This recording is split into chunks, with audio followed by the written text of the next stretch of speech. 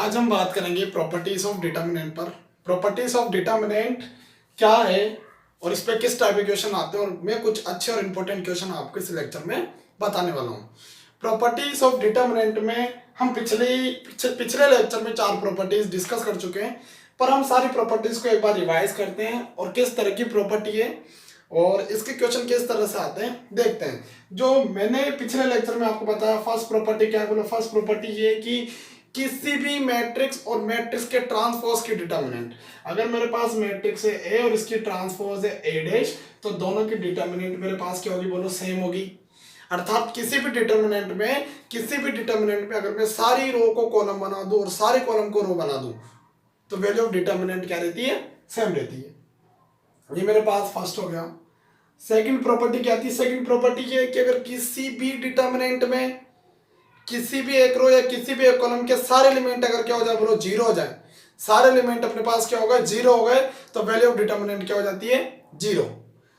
जो third property है, third property अपने पास क्या आती है, थर्ड प्रॉपर्टी अपने पास ये आएगी कि किन्हीं भी दो रो या किन्हीं भी दो कॉलम, किसी भी डिटर्मिनेंट की कोई भी दो रो या कोई भी दो कॉलम आइडेंटिकल है या सेम है, तो वैल्यू ऑफ डिटर्मिनेंट जीरो होती है। कोई भी अगर मैं दो आपके पास क्या ले लूं, डिटर्मिनेंट की दो रो ले लूं या दो कॉलम ले लूं, तो वो क्या होती है, सेम होती है, तो वैल्यू ऑफ डिटर्मिनेंट क्या होती है, जीरो होती है।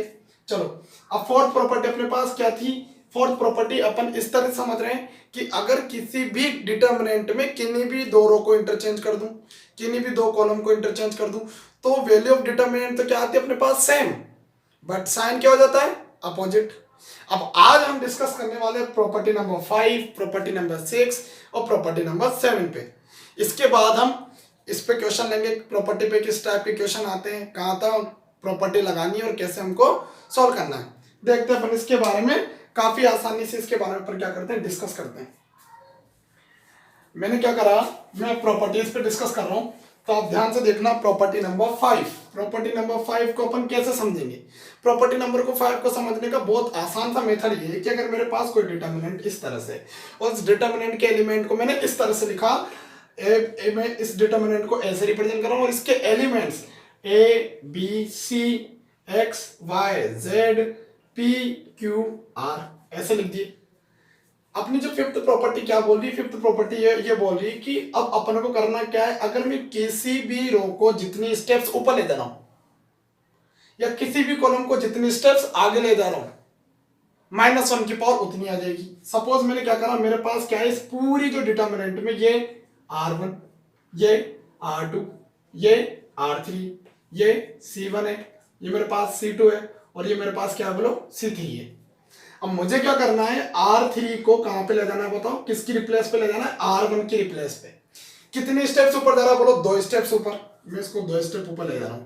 जब 2 स्टेप ऊपर लेके जाता हूं तो P Q R तो यहां पे हो गया। अब ये जो 2 है ये नीचे आ जाएंगे, A B C और X Y Z पर। और क्या आएगा साथ में, कितने स्टेप ऊपर लेके गया हूं, 1 2, तो -1 की पावर कितनी आ जाएगी, बोलो 2। अगर अपन देखें तो जो प्रॉपर्टी नंबर अपनी 4 है वो इसी से निकली है। सपोज अगर मैं एक स्टेप ऊपर नीचे ले जाता हूं, इंटरचेंज करता हूं, तो -1 की पावर 1, इसलिए वहां पे क्या आता है, बोलो माइनस आता है। और यहाँ पे -1 की पावर 2, क्योंकि मैं 2 स्टेप ऊपर लेके गया हूं।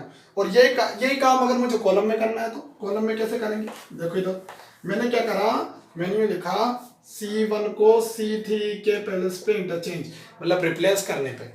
तो बताओ कितने स्टेप आगे गया, 2 स्टेप आगे, 2 स्टेप आ गया, तो मैं यहाँ लिखूंगा A X और P, ये पहुंच गया यहाँ पे। और ये दोनों जो पार्ट है अब ये इधर आगे आ जाएंगे, X Y Q और C Z R। और यहाँ क्या लगा दूंगा मैं, -1 की पावर कितनी लगा दूंगा, बोलो 2। मतलब मैं जितनी स्टेप्स इनको आगे ले जा रहा हूँ, -1 की पावर उतनी लग रही है। ये मेरे पास कौन सी प्रॉपर्टी नंबर 5। अब हम देखते हैं प्रॉपर्टी नंबर 6। प्रॉपर्टी नंबर 6 क्या है, प्रॉपर्टी नंबर 6 अपने पास कुछ इस तरह से कि मैंने क्या करा, आपके पास एक डिटर्मिनेंट बनाई। इस डिटर्मिनेंट की खास बात यह है, और ये प्रॉपर्टी किन क्वेश्चनों में लगेगी, देखते हैं कि अगर कोई भी एक रो या कोई भी एक कॉलम सम की फॉर्म में, कोई भी एक रो या कोई भी एक कॉलम सम की फॉर्म में, जैसे मैं आपके सामने लिख रहा हूं x + a Y plus B, और यहाँ लिख दिया मैंने जेड प्लस सी, और इधर लिख दिया P Q R U V और डब्ल्यू। ये लिख दिया मेरे पास एक डिटरमिनेंट है, और एक ऐसी डिटरमिनेंट है जिसकी एक रो या फिर कोई एक कॉलम, अब यहां मैंने कॉलम में लिखा है, रो में भी हो सकता है, अगर कोई कॉलम या कोई रो सम की फॉर्म में, ये सम की फॉर्म में दिख रहा है अपने को, ये सम की फॉर्म में, पर खास बात ये एक ही रो या एक ही कॉलम, दो नहीं होनी चाहिए ना तीन होनी चाहिए, सिर्फ एक रो या एक कॉलम सम की फॉर्म में, तो हम इसको दो डिटरमिनेंट में कन्वर्ट कर सकते हैं। कैसे देखते हैं, मैंने यहाँ पे प्लस का साइन लगा दिया, दो डिटरमिनेंट, अगर बीच में माइनस होता तो यहाँ पे साइन माइनस आता।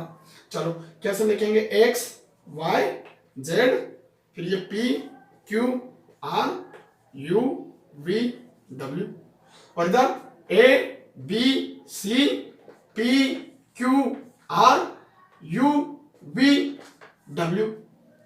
इस तरह से हम दो मैट्रिक्स के सम के फॉर्म में इसको चेंज कर सकते हैं। ये प्रॉपर्टी नंबर 6। अब प्रॉपर्टी नंबर 7 अपनी बहुत बेसिक सी प्रॉपर्टी है, और ये प्रॉपर्टी मैट्रिक्स में भी आती है। और कैसे आती है कि हम किसी भी मैट्रिक्स का इनवर्स निकालते हैं जब एलिमेंट्री रो से, एलिमेंट्री रो ट्रांसफॉर्मेशन से, तो उसमें भी ये प्रॉपर्टी आती है, प्रॉपर्टी नंबर 7। और सबसे ज्यादा यूज जो अपना होगा ना वो प्रॉपर्टी नंबर 7 का होगा। देखते हैं किस तरह से प्रॉपर्टी नंबर 7 बोले अपन से, प्रॉपर्टी नंबर 7 है क्या। तो प्रॉपर्टी नंबर 7 जो अपनी है काफी आसान सी प्रॉपर्टी है। और प्रॉपर्टी क्या है, प्रॉपर्टी नंबर 7 आपसे ये बोलती है कि आप किसी भी रो में कोई सी भी दो रो आपस में ऐड कर सकते हैं।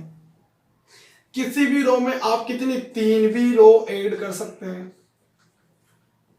आप किसी भी रो में दो रो ऐड कर सकते हो, एक माइनस कर सकते हो। किसी भी रो को आप क्या कर सकते हो, किसी भी रो में नॉन जीरो नंबर से, नॉन जीरो नंबर से मल्टीप्लाई कर दो और दूसरी रो में जोड़ सकते हैं। तो ये सारी चीजें हम कर सकते हैं, पर क्या नहीं कर सकते, अपन क्या नहीं कर सकते बोलो, किन्हीं भी दो रो को आपस में मल्टीप्लाई नहीं कर सकते। ये जो अपन ने सीखा ये अपना अपना यूज होगा, पर अपन को क्या यूज नहीं करना वो मैं बता रहा हूं। चलो अपन किन्हीं भी दो रो को आपस में डिवाइड नहीं कर सकते। ये जो मैं लिख रहा हूं R1 R1 R1 R1, इसका मतलब ये है कि जितने भी चेंजेस हैं सारे चेंजेस किस में हो रहे हैं, R1 में हो रहे हैं। अगर मुझे R2 में करना है तो R2 में चेंज, R3 में करना है तो R3 में चेंज, R4 में करना है तो R4 में चेंज। इस तरह से अब अपन क्या करने वाले हैं, इन सारी प्रॉपर्टीज को एक बार रिवाइज करने वाले हैं, और इस पे जितने भी बेस्ट क्वेश्चन है सारे अपन सोल्व करने वाले हैं। सारी प्रॉपर्टीज क्या है मैं एक बार आपको बता देता हूँ, बहरहाल सारी प्रॉपर्टीज में आपको रिवाइज करा देता हूँ। फर्स्ट प्रॉपर्टी ये है अपने पास कि किसी भी डिटरमिनेंट उसकी ट्रांसपोज की डिटरमिनेंट, कोई एक मेरे पास स्क्वायर मैट्रिक्स है जिसकी डिटरमिनेंट और उसके ट्रांसपोज की डिटरमिनेंट हमेशा सेम। दूसरी प्रॉपर्टी क्या है, दूसरी प्रॉपर्टी अपने पास ये कि अगर किसी भी डिटरमिनेंट में किसी भी सिंगल रो या सिंगल कॉलम के सारे एलिमेंट जीरो, तो value of determinant zero. Property number 3 क्या है, अगर कोई दो रो या दो कॉलम किसी भी डिटरमिनेंट में सेम हो, आइडेंटिकल हो, मतलब जिनके रेशियो सेम हो, उनकी वैल्यू भी क्या बोलो अपनी जीरो। अब अपन बात करते हैं फोर्थ प्रॉपर्टी। तो फोर्थ प्रॉपर्टी अपनी क्या है, अगर आप किसी रो को इंटरचेंज करते हैं, कॉलम को इंटरचेंज करते हैं, किसी रो को इंटरचेंज करते हैं, किसी कॉलम को इंटरचेंज करते हैं, खास बात यह है कि अपन ने जितनी भी प्रॉपर्टीज लगाई 3/3 में लगाई। अपने कोर्स में 3/3 की ही डिटरमिनेंट है, और 3/3 की डिटरमिनेंट की ही प्रॉपर्टी पे अपने पास क्वेश्चन आने वाले। चलो क्या किन्हीं भी दो या तीन, किन्हीं भी दो कॉलम को आपस में इंटरचेंज करूंगा तो वैल्यू तो सेम होगी, बट साइन क्या हो जाएगा अपना, अपोजिट हो जाएगा। अब ये जो फोर्थ प्रॉपर्टी ना ये फिफ्थ से ही निकली है। फिफ्थ प्रॉपर्टी क्या थी, किसी भी रो या किसी भी कॉलम को जितनी स्टेप ऊपर ले जा रहे हैं -1 की पावर उतनी लगा देंगे। 2 स्टेप ले गया -1 की पावर 2, एक स्टेप ले गया, अब एक स्टेप ले जाने का मतलब क्या हुआ, इंटरचेंज भी। इस तरह से 6th प्रॉपर्टी अपनी ये है कि अगर कोई भी एक सिंगल रो या कोई भी एक सिंगल कॉलम सम की फॉर्म में है, अगर सम की फॉर्म में तो उन्हें दो मैट्रिक्स या दो डिटरमिनेंट की फॉर्म में अपन क्या कर सकते हैं बोलो, चेंज कर सकते हैं। अब अपनी 7वीं प्रॉपर्टी 7th प्रॉपर्टी क्या है, वो ये है कि आप किसी भी रो में किसी भी रो को जोड़ दो, माइनस कर दो, नॉन जीरो नंबर से मल्टीप्लाई करके ऐड कर दो। किसी भी रो से अपन कुछ कॉमन ले सकते हैं, किसी भी कॉलम से अपन कुछ कॉमन ले सकते हैं। ये सारी बात 7th प्रॉपर्टी में आती है, पर इस प्रॉपर्टी का यूज अपन कब नहीं करेंगे, किन्हीं भी दो रो को मल्टीप्लाई नहीं करेंगे, किन्हीं भी दो कॉलम को मल्टीप्लाई नहीं करेंगे। अब इस पे देखते हैं सबसे बेस्ट क्वेश्चन अपने किस किस तरह के आते हैं। तो मैं यहाँ पे अब आपको प्रॉपर्टीज ऑफ डिटर्मिनेंट पर अच्छे अच्छे क्वेश्चंस कराने वाला हूं, तो आप सभी ध्यान देंगे। अब मैं यहाँ पे लिख रहा हूं इस पे क्वेश्चन नंबर फर्स्ट, और ये क्या है, F X Y Z are different, अलग अलग डिफरेंट, एंड गिवन डेट अपने पास गिवन क्या है, गिवन ये है कि आपके पास लिखा हुआ है, ध्यान देंगे थोड़ा, अपने पास क्या लिखा हुआ है, यहाँ पे लिखा हुआ है 1 plus X cube 1 plus Y cube 1 plus Z cube, और यहाँ लिख दिया मैंने, बोलो अपना क्या, X Y Z X square Y square Z square equal to 0, ये गिवन है। तो अपन को क्या प्रूफ करना है, then prove that 1 plus X Y Z equal to 0, ये अपने को प्रूफ करना है। ये इस साल सीबीएसई 2020 में आया हुआ क्वेश्चन है। इसी साल के एग्जाम में अपने को ये क्वेश्चन देखने को मिला है, और इसमें क्या लिख रहा है, if X Y Z are different, X Y Z different and given that, given क्या है मेरे पास, ये सारे 0 के इक्वल है, तो मुझे क्या प्रूफ करना है, ये प्रूफ करना है। ये मेरे पास क्वेश्चन हो गया। और ये क्वेश्चन कितने नंबर में आया, बोलो 6 नंबर में या 4 नंबर में अपने को दिख जाएगा आराम से, 4 नंबर में। तो अब अपन इसको करने क्या वाले हैं, इसमें क्या करने वाले हैं, एक बार में इसको दोबारा लिख के सारा आपको सोल्व कर देता हूँ। मैंने क्या लिखा है यहाँ पे, क्वेश्चन को रफ कर देता हूँ, ठीक है। और ये गिवन है, गिवन क्या था मेरे पास, बोलो गिवन ये था, गिवन था 1 plus X cube 1 plus Y cube 1 plus Z cube X square Y square Z square X Y Z equal to 0। अब याद करो यहाँ पे प्रॉपर्टी नंबर 6, कोई भी एक रो कोई भी एक कॉलम सम की फॉर्म में, तो इसको दो डिटर्मिनेंट में चेंज कर सकते, बोलो हाँ या ना, करेंगे। तो अब कैसे करेंगे, इसको दो डिटर्मिनेंट में चेंज कर रहा हूँ, यहाँ से देखेंगे ध्यान से, 1 1 1 के साथ मुझे लिखना है X square Y square Z square X Y Z, plus साथ में क्या लिख रहा हूं मैं, साथ में क्या लिख रहा हूं, इधर दूसरी डिटर्मिनेंट देखो, 1 बीच में प्लस का sign, plus X cube Y cube Z cube X square Y square Z square X Y Z, और इक्वल टू में 0 मेरा जो है वो चल रहा है।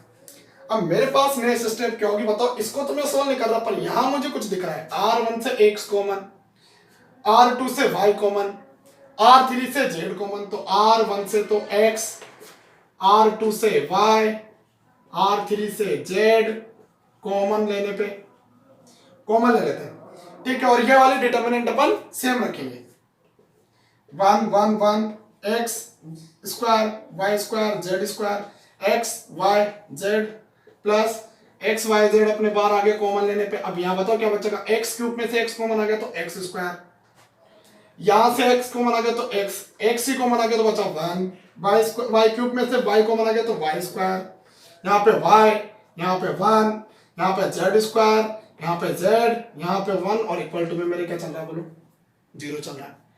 अब मैं क्या देख रहा हूं, मैं देख रहा हूं कि ये दोनों मेरे पास एक जैसी है, ये दोनों मेरे पास एक जैसी हो सकती है, पर चेंजेस कहां पे आ रहे हैं, अगर मैं इस 1 1 1 को यहां पे शिफ्ट कर देता हूं तो ये दोनों सेम, इसी चीज को अपन फॉलो करते हैं। यहां पे क्या करेंगे, R3 को R1 की प्लेस पे ले जाने पर, अब प्रॉपर्टी नंबर 5 हमको यहां पे याद होनी चाहिए। प्रॉपर्टी नंबर 5 तो अपन ने, सॉरी यहाँ पे अपन ने प्रॉपर्टी नंबर 6 लगाई, अब यहाँ पे अपन प्रॉपर्टी नंबर 5 लगा रहे हो। प्रॉपर्टी नंबर 5 क्या थी, जिस भी स्टेप को आप जितनी आगे ले जाएंगे -1 के पार उतनी लगा देंगे। तो ठीक है, इसके बाद में ऊपर रफ करता हूँ, इसके बाद लिखता हूँ। देखो इसके बाद क्या करना होगा अपने को, काफी आसान से स्टेप होगी, ठीक है। मैंने क्या करा यहाँ पे, R3 को R1 के प्लस पे ले जाने पे, मतलब R3 को यहाँ पे और ये यहाँ पे आ जाएगी। देखो कैसे, इसको मैं यहाँ पे लेके आऊंगा तो ये एक एक स्टेप पीछे हो जाएगी। ये मैंने यहाँ लिखा 1 1 1 x y z x square sorry X square Y square Z square X Y Z plus -1 की पावर 2, और ये वाली स्टेप आ गई, 2 स्टेप आ गए तो 1 1 1 ये दोनों अपने आप पे हो जाएगी पीछे, ठीक है। और ये बच गया 1 1, यहाँ पे बच गया अपना कितना X Y Z equal to में 0। और अपना इधर क्या चल रहा है बताओ, अपना इधर चल रहा है एक्स वाई और जेड। यहां तक करने के बाद अपने को देखो ये एक जैसी मैट्रिक्स है, इसको कॉमन ले सकते हैं, सिंपल सी बात है। कॉमन लेंगे, मैंने इन दोनों को ये कॉमन ले लिया 1 1 1 X square Y square Z square X Y Z. अब कॉमन ले लूंगा तो यहां से कॉमन आ गया, कुछ भी नहीं बचा, मतलब यहां पे 1 बचा, 1 -1 की पावर 2 कितनी होती है प्लस हो जाती है, और यहाँ कितना बचा एक्स वाई जेड बचा, इक्वल टू में मेरे पास क्या आ गया 0 आ गया। मुझे लाना क्या है इसको 0 के इक्वल, पर ये मेरे पास एक्स्ट्रा टर्म है। अब कुछ बच्चे क्या करेंगे, इसको डायरेक्ट नीचे लगे होगी 0, ऐसे नहीं करेंगे, इसको सोल्व करेंगे। सोल्व करने के बाद देखेंगे कि अपना नेक्स्ट प्लान क्या है इस पे, ठीक है। चलो मैं इसको यहां तक रफ करता हूं, और क्या करा मैंने अब इसके आगे मैं क्या करता हूं, अब आपको बहुत खास बात यहाँ पे याद रखनी है डिटर्मिनेंट। और वो खास बात क्या है, वो खास बात ये है कि जब भी आपको किसी डिटर्मिनेंट में 1 1 1 दिख जाए, किसी भी एक रो किसी भी एक कॉलम में, यहाँ पे हमें 1 1 किस में दिखा है कॉलम में, C1 के सारे एलिमेंट 1 1 1 है।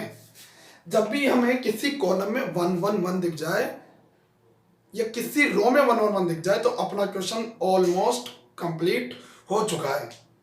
अब कैसे करेंगे, जब आपको कॉलम में 1 1 1 दिखे तो आपको क्या प्रॉपर्टी लगानी है, R1 में change R1 minus R2, R2 में change R2 minus R3। Suppose ये 1 1 1 किस में होते, रो में होते, किस में होते रो में, तो क्या प्रॉपर्टी लगाते C1 में change C1 minus C2, C2 में चेंज C2 माइनस C3।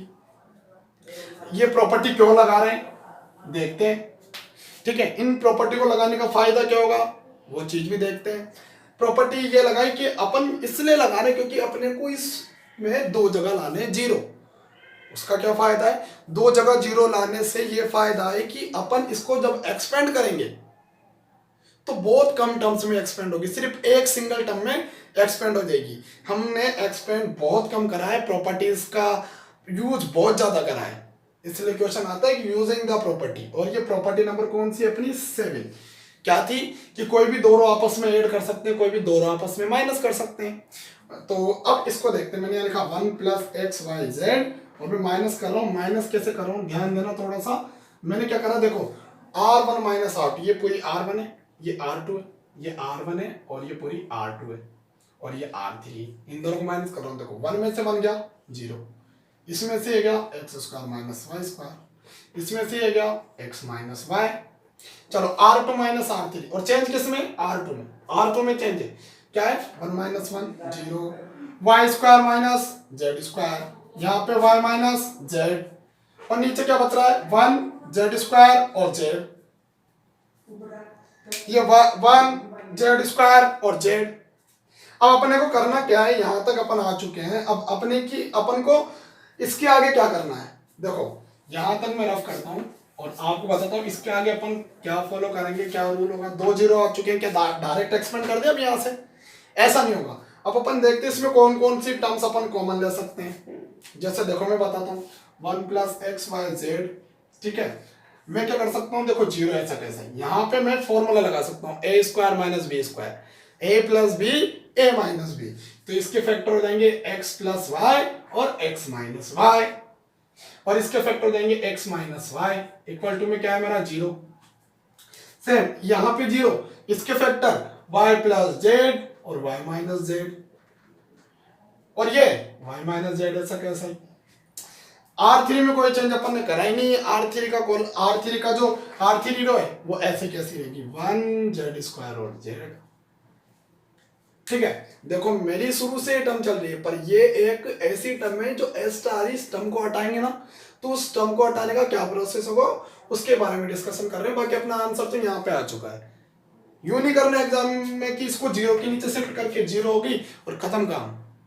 अब आगे क्या करना है देखते हैं अपन, ठीक है। आगे अपन ये करेंगे कि अब अपन को इसमें कुछ कॉमन दिख रहा है, R1 में अपने को कॉमन दिख रहा है x माइनस वाई, यहाँ पे और 0 में से तो कॉमन आ ही सकता है, ठीक है। और R2 से क्या कॉमन दिख रहा है बताओ, y माइनस जेड। दोनों क्या ले लेंगे अपन, कॉमन ले लेंगे। जैसे ही कॉमन लेते हैं 1 प्लस एक्स वाई जेड, और यहाँ क्या बचा बताओ अपना, यहाँ तो आ गया x माइनस वाई और एक और कॉमन आ गया y माइनस जेड, और अंदर क्या बच रहे हैं बताओ, अंदर अपने पास जो बच रहे हैं वो 0 0 1 x plus y y plus z और z square z y minus Z और वो x plus x minus y.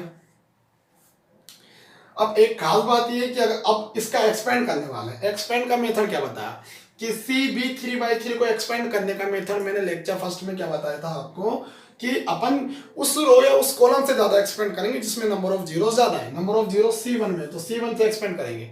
अब C1 से एक्सपेंड करेंगे, इससे एक्सपेंड करने का कोई फायदा नहीं, जीरो। इससे एक्सपेंड करने का कोई फायदा नहीं, जीरो। इससे एक्सपेंड करेंगे तो इसकी पूरी रो और कॉलम को छोड़ देंगे और इसको मल्टीप्लाई में लिखेंगे। देखो इस तरह से x plus Y plus Z, x minus Y Y minus Z, और ये मल्टीप्लाई में 1 लिख दिया मैंने, और इनटू ब्रैकेट लगाया।